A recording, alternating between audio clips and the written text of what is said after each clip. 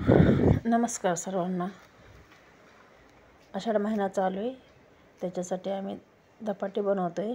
म्हणजेच हे बघा, पिठं बेसनाचं, ज्वारीचं आणि गव्हाचं, हे तिन्ही पिठं मी मिक्स करून घेतलेत.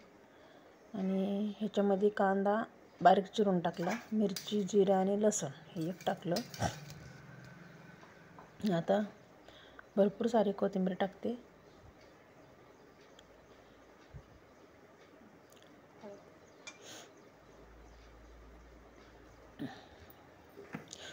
आषाढ महिन्यामध्ये कोणी धपाटे करतं, कोण घाऱ्या करतं. पहिले घाऱ्या म्हणायचे, पण आता नाही. तर चटणी टाकते तांबडी, हळद टाकून घेतली, धना पावडर थोडीशी आणि तीळ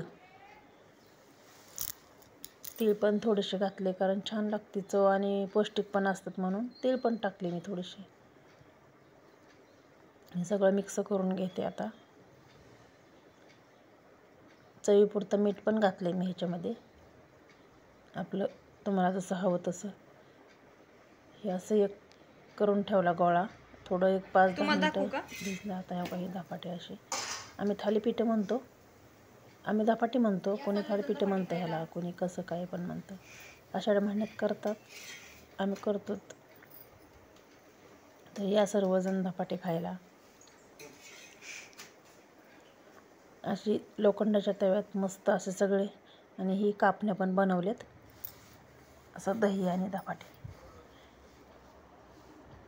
साध्या पद्धतीचे धपाटे तुम्हाला कसे वाटतात ही नक्की कमेंट मी सांगा. आणि